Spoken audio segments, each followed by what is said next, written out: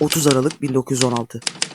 Çarlık Rusyası'nın başkenti St. Petersburg'da Çar II. Nikolay'ın yeğeni Prenses Irina Yusupova Romanov'un sarayı. Irina'nın kocası Prens Felix, az sonra dünyanın görüp görebileceği en tehlikeli adamlardan biri olan, 300 yıldır Rusya'yı yöneten Romanovları parmağında oynatan, belki de dünyanın kaderini değiştiren Rasputin'e suikast düzenledi. Kendine göre haklı gerekçeleri var. Hanedanın ve imparatorluğun geleceği ailenin bir kısmına göre büyük tehlike altında. Üstelik bunun sebebi okuma yazmayı bile doğru düzgün bilmeyen, sahtekarın önde gideni ama buna rağmen Çar'ı etkisi altına almayı başaran keşiş Rasputin'in ta kendisi. Peki nasıl oldu da Ural Dağları'nın eteğindeki bir köyde doğan, hayatı din adına insanları kandırmakla geçen manipülasyon ustası bu keşiş, Rus monarşisinin en tepesindeki gücü bu denli etkilemeyi başardı? Rasputin kimdi? Hadi gelin bu ilginç keşişin yaşamına ve kaderini değiştirdiklerine birlikte bakalım. Videoyu beğenmeyi, yorumlarda bana eşlik etmeyi ve abone olmayı unutmazsanız sevinirim.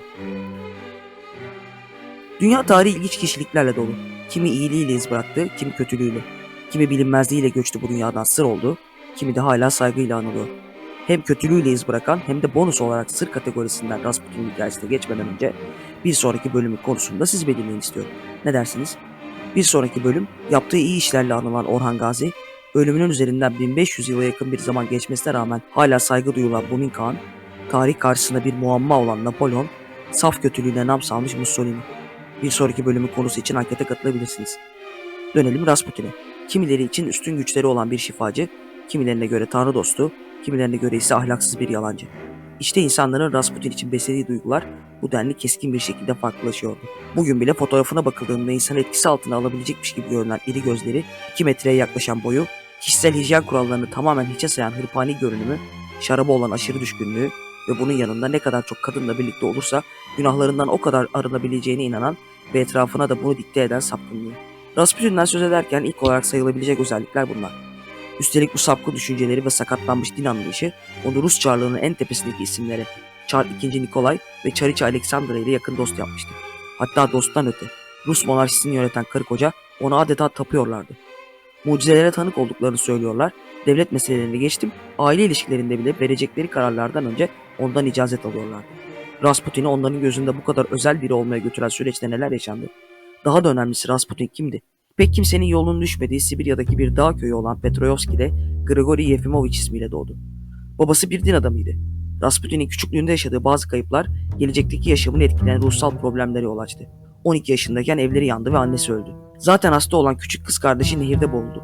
Erkek kardeşiyle bir gölet kıyısında oynarlarken kardeşi gölete düştü. Rasputin onu kurtarmak için çabalarken neredeyse ikisi birden boğulacaklardı ama oradan geçen biri iki kardeşi de son anda kurtardı.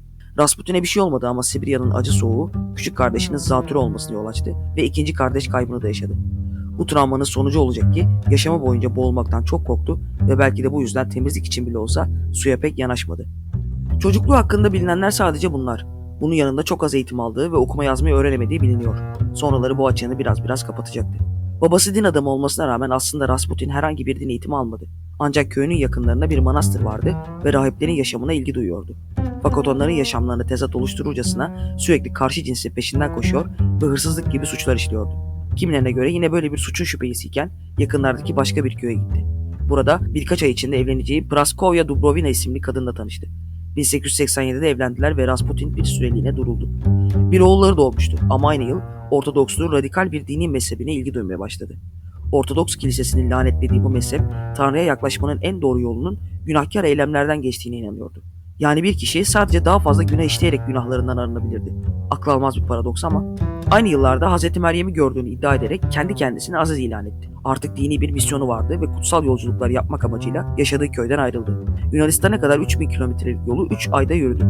Sadakalarla geçimini sağlıyor, yol üstündeki kiliselerde konaklıyordu. Dönüş yolunda Kudüs'e de uğradı. Artık kutsal bir vaiz olduğunu iddia ediyordu. Birkaç yıl sonra memleketine geri döndüğünde çoğunluğunu akrabalarının oluşturduğu bir mürit kitlesi olmuştu.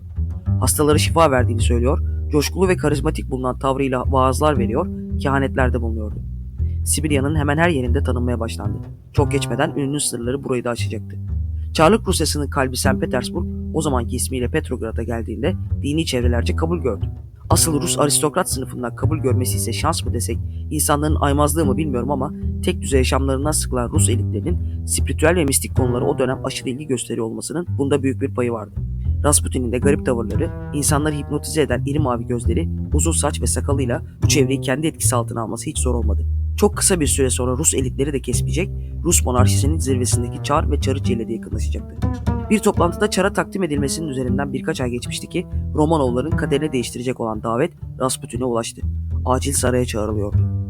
İkinci Nikolay, Romanovların son temsilcisi, Rus monarşisinin son çarı ve karısı Çariçe Aleksandra, İngiltere'nin büyük kraliçesi Victoria'nın torunuydu. Rusya'da kökenlerinden dolayı hiçbir zaman büyük bir kabul görmemişti. Hele ki Nikolay'a uzun bir süre veliaht veremeyince 4 kız çocuğunun ardından bir oğulları olmuştu nihayet ama çocuğun doğuştan bir hastalığı vardı. Bugün kontrol altında tutulabilen ama o yıllarda ölümcül olabilecek tehlikeli bir hastalık. Romanovların veliahtı Alexi hemofili hastasıydı. Yani en küçük yaralanmada bile kanı pıhtılaşmıyor, kan kaybından ölüm tehlikesi yaşıyordu. Çocuk 4 yaşına geldiğinde attan düştü. Kanaması bir türlü durmuyor, doktorların elinden bir şey gelmiyordu. Bu aşamada akıllara Rasputin'in şifacılığı geldi. Son çare olarak acele saraya çağrıldı. Rasputin fırsatı kaçırmadı elbette. Hemen saraya gelerek küçük Alexi'nin yatağının başucuna oturdu ve dua etmeye başladı. Çocuğun yüzüne dokunuyor, bir şeyler mırıldanıyor ve kendisinden geçercesine dua ediyordu. Nasıl becerdiği bugün için bir muamma olsa da Alexi'nin kanaması durdu. Ölüm tehlikesini atlatmıştı. Belki de hipnoz yeteneği bunda etkili olmuştu. Sebep her ne olursa olsun artık ailenin sarayının kapıları da, kalplerinin kapıları da sonuna kadar açılmıştı. Rasputin'e duydukları minnet onu ailelerinden biri haline getirecekti. Rasputin ailenin diğer çocuklarıyla da bağ kurdu, Çar'ın danışmanı, Çariçe'nin sırdaşı oldu. Küçük Alexei ne zaman hastalansa, düşüp dizi bile kanasa hemen Rasputin'e koşuluyordu. Elbette bu başarı Rasputin'in çok fazla önemlisine neden oldu. Müritleri çoğaldı. Her hareketi bir kutsallık alameti olarak yorumlanmaya başlandı. Doymak bilmeyen cinsel açlığının bile azizliğinden kaynaklandığını inanmaya başladılar. Çoğunluğu evli olan Rus aristokrat kadınları Rasputin'in etrafında toplanmaya başladı. Vaazlarını dinliyor, onunla birlikte şarap içiyor, kendisiyle birlikte olması için büyük paralar bağışlıyorlardı. Rasputin'in Alexei her kötüleştiğinde saraya çağrılmasındansa orada yaşamasına karar verdiler. Rus halkı ise adeta kaynayan bir kazan gibiydi. Herkes Çariçe'nin Rasputin ile yasak bir aşk yaşadığını ve aralarında bir ilişki olduğunu fısıldaşıyordu. Nikolay doğal olarak bu söylentilerden rahatsız olmaya başladı. Uzaklaşmak ve insanları susturmak için Çariçe'yi ve Alexei'yi de yanına alarak Polonya'ya bir geziye çıktı. Ancak Alexei orada da fenalaştı. Neredeyse ölmek üzereydi. Hemen Rasputin'e telgraf çekildi ama yetişebilmesi mümkün değildi. Ama Rasputin bir telgraf gönderdi. Tanrı'nın gözyaşlarını ve ettikleri duaları gördüğünü, çocuğun ölmeyeceğini ama doktorların ona müdahale etmelerine izin vermemeleri gerektiğini yazıyordu. Rasputin'in söylediği yapıldı ve çocuk yine iyileşti. Artık Rasputin'in uzaktan bile insanlara şifa verdiğine inanmaya başlamışlardı ve ona bağımlı bir hale gelmişlerdi. Kim ne derse desin onu tam bir aziz olarak görmeye ve asla yanlarından ayırmamaya başladılar. Bu dönemde yerini iyice sağlamalar Rasputin bir de ilginç bir kehanet patlattı ve meydan tamamen ona kaldı. Birinci Dünya Savaşı çıkmıştı. Rus orduları savaşa giriyordu. Rasputin'in kehaneti ise şöyleydi. Eğer Nikolay orduların başkomutanı olarak cepheye giderse savaş kazanılacak, aksi takdirde kaybedilecek. Elbette Nikolay her sözüne itimat ettiği bu adamın kehanetini ciddiye aldı ve ordunun başında bizzat geçmeye karar verdi. Çariçe Aleksandra'yı da devlet işlerini idare etmesi için yetkilendirdi. Bilin bakalım bu dönemde Çariçe'nin en yakınında kim vardı? Elbette Rasputin. Artık istediğini istediği göreve getiriyor, istediğini Sibirya'nın derinliklerine sürüyor, rüşvet alıyor ve sapkınlıklarına son hızla devam ediyor. Artık Rasputin'in sadece Romanov ailesinde değil, ülkenin her yanında düşmanları vardı. Herkes ona kin beslemeye başladı. 1914 yılında evinin önünde ilk kez suikaste uğradı. Guseva isimli bir kadın Rasputin'i karnından bıçakladı. Kadın gazetelerde onun sahte bir mesih olduğunu gördüğünü ve bu yüzden öldürmek istediğini söylüyordu. Rasputin uzun bir süre hastanede tedavi gördü, suikast ise arkasına soru işaretleri bıraktı.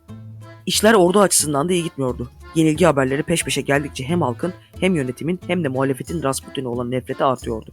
Artık Çar ve ailesi dışında herkesin bir numaralı düşmanı haline gelmişti. Muhalefet sadece Rasputin'i değil monarşiyi de hedef alıyor, Ekim devriminin ayak sesleri duyuluyordu. Çar yanlıları ise monarşiyi kurtarmak için Rasputin'in ortadan kaldırılması konusunda hemfikirdiler.